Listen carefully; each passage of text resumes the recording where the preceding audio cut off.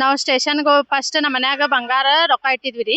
ನಾವು ಸ್ಟೇಷನ್ಗೆ ಹೋದ್ವಿ. ನಾವು ಫಸ್ಟ್ ಪೊಲೀಸರು ಫೋನ್ ಹಚ್ಚಿದ್ವಿ ರೀ, ಹಿಂಗ ಆಗೈತೆ ಅಂದ್ಮೇಲೆ ಇಲ್ಲ ಕ್ಯಾಮ್ರಾ ತೆಗಿತೇವಿ, 4-5 ದಿನ ತಗೊಂಡ್ರಿ ಕ್ಯಾಮ್ರಾ ತೆಗ್ಯಾಕ. ಕ್ಯಾಮ್ರಾ ತೆಗದ್ಮೇಲೆ ಇಲ್ಲ ಒಬ್ಬ ಹೆಣ್ಮಗಳು ಹೋಗಿ ಬಂದಿದ್ದೈತಿ ಅಂತಂದ್ರಿ. ಆತ್ರಿ ನಮ್ಗೆ ವಿಡಿಯೋ ಕೊಡ್ರಿ ಅದ ಅಂತ ಅಂದ್ವಿ ರೀ. ಇಲ್ಲ ವಿಡಿಯೋ ಕೊಟ್ರೆ ಜಗಳ ಆಗ್ತಿತ್ತದ, ಸ್ಟೇಷನ್ ಬಂದು ಕಂಪ್ಲೇಂಟ್ ಕೊಡ್ರಿ, ನಾವು ಅದ್ ಬಗೆಹರಿಸ್ತೇವೆ ಅಂತಂದ್ರಿ. ಸ್ಟೇಷನ್ಗೆ ಹೋದ್ರೆ 11 ದಿನ ಅಡ್ಡಾಡಿದ್ರು ನಮ್ಗೆ ಕೇರ್ ಮಾಡಿಲ್ರಿ ಅವ್ರು. ಬೆಂಡಿಗೇರಿ ಠಾಣೆ ಮೇಲೆ ಮತ್ತೆ ಆರೋಪಗಳ ಮಳೆ. ದೂರು ಕೊಡಕ್ಕೆ ಹೋದ್ರೆ ಮನೆ ಖಾಲಿ ಮಾಡು ಅಂದ್ರು. ಮಹಿಮಾ ಆರೋಪ ಆಡಿಯೋ ವೈರಲ್.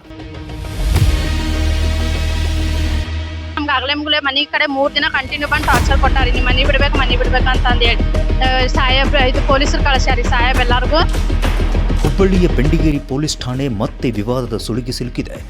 ಗಂಗಾಧರ ನಗರದ ನಿವಾಸಿ ಮಹಿಮಾ ಅನ್ನುವ ಮಹಿಳೆ ತಮ್ಮ ಮನೆಯಲ್ಲಿ ಕಳ್ಳತನವಾದ ಬಗ್ಗೆ ದೂರು ಕೊಡೋದಕ್ಕೆ ಠಾಣೆಗೆ ಹೋದಾಗ ದೂರು ದಾಖಲಿಸಿಕೊಳ್ಳದೆ ಮೊದಲು ಮನೆ ಖಾಲಿ ಮಾಡುವಂತ ಇನ್ಸ್ಪೆಕ್ಟರ್ SR ನಾಯಕ್ ಹೇಳಿದ್ರು ಅಂತ ಗಂಭೀರ ಆರೋಪ ಮಾಡಿದ್ದಾರೆ.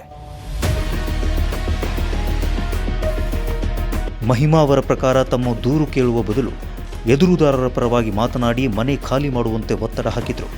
ಈ ಸಂಬಂಧದ ಆಡಿಯೋ ಕ್ಲಿಪ್ ಈಗ ಸಾಕಷ್ಟು ಚರ್ಚೆಗೆ ಗ್ರಾಸವಾಗಿದ್ದು, ಪೊಲೀಸ್ ಇಲಾಖೆಯ ಕಾರ್ಯವೈಖರಿ ಬಗ್ಗೆ ಪ್ರಶ್ನೆಗಳು ಎದ್ದಿವೆ.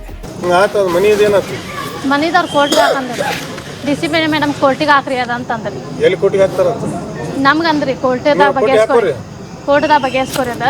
ಸರಿ, ಈಗ ಕೋರ್ಟ್ನಾಗ ಹಾಕೋರಿ ನೀವು, ಅಲ್ಲಿ ಮುಂದೆ ನೋಡೋಣ. ಈಗ ಅವ್ರ ತಗಡಿಗೆ ಎಲ್ಲ ತೆಗಿತಾರ, ಅವಾಗ ಕೋರ್ಟ್ನಾಗ ಹಾಕೋರಿ. ಆಮೇಲೆ ಮನಿ ಇದನ್ನ ಮಾಡೋದು, ಮನಿ ಖಾಲಿ ಮಾಡಬೇಕಾಗತ್ತೆ. ಇಲ್ಲ ಅಂದ್ರೆ ಸಮಸ್ಯೆ ಆಗತ್ತೆ ನೋಡಿ ಮುಂದಿನ. ಸಿವಿಲ್ ವಿಷಯಗಳಲ್ಲಿ ಪೊಲೀಸರು ಮಧ್ಯಪ್ರವೇಶ ಮಾಡಬಾರದು. ಮಾಡಿದ್ರೆ ಸಂಬಂಧಪಟ್ಟ ಅಧಿಕಾರಿಗಳ ವಿರುದ್ಧ ಇಲಾಖಾ ತನಿಖೆ ನಡೆಸಲಾಗುತ್ತೆ ಅಂತ ರಾಜ್ಯ ಪೊಲೀಸ್ ಮಹಾನಿರ್ದೇಶಕರು ಹಾಗೂ IGP ಹಿಂದೆ ಹೇಳಿದ್ದರು. ಹೀಗಿರುವಾಗ ಈ ಪ್ರಕರಣದಲ್ಲಿ ಕೇಳಿಬಂದಿರುವ ಆರೋಪಗಳ ಬಗ್ಗೆ ಹಿರಿಯ ಅಧಿಕಾರಿಗಳು ಯಾವ ಕ್ರಮ ಕೈಗೊಳ್ಳುತ್ತಾರೆ ಅನ್ನುವುದನ್ನು ಕಾದು ನೋಡಬೇಕಾಗಿದೆ. ಇದೊಂದೇ ಅಲ್ಲ, ಬೆಂಡಿಗೇರಿ ಠಾಣೆಗೆ ಸಂಬಂಧಿಸಿರುವ ಹಾಗೆ ಇನ್ನೂ ಕೆಲವು ವಿಡಿಯೋಗಳು ತಮ್ಮ ಬಳಿ ಇವೆ ಅಂತ ಮತ್ತೊಬ್ಬ ಮಹಿಳೆ ಹೇಳಿಕೊಂಡಿದ್ದಾರೆ. ಪ್ರಕರಣ ದಾಖಲಾಗಿದ್ದರೂ ಕೂಡ ಒಬ್ಬ ಮಹಿಳೆಯನ್ನು ಠಾಣೆಗೆ ಕರೆಸಿ ಬಳಿಕ ವಾಪಸ್ ಕಳುಹಿಸಿರುವ ದೃಶ್ಯಗಳನ್ನು ಮುಂದಿನ ಸಂಚಿಕೆಯಲ್ಲಿ ಬಹಿರಂಗಪಡಿಸುವುದಾಗಿ ತಿಳಿಸಿದ್ದಾರೆ. ಈ ಎಲ್ಲ ಆರೋಪಗಳಿಗೆ ಸಂಬಂಧಿಸಿದಂತೆ ಬೆಂಡಿಗೇರಿ ಪೊಲೀಸ್ ಠಾಣೆ ಹಾಗೂ ಪೊಲೀಸ್ ಇನ್ಸ್ಪೆಕ್ಟರ್ SR ನಾಯಕ್ ಅವರ ಅಧಿಕೃತ ಪ್ರತಿಕ್ರಿಯೆ ಇನ್ನಷ್ಟೇ ಲಭ್ಯವಾಗಬೇಕಿದೆ. ಆರೋಪಗಳ ಸತ್ಯಾಸತ್ಯತೆ ಕುರಿತು ಸಂಬಂಧಪಟ್ಟ ಅಧಿಕಾರಿಗಳ ತನಿಖೆಯ ಬಳಿಕವೇ ಸ್ಪಷ್ಟತೆ ಸಿಗಲಿದೆ.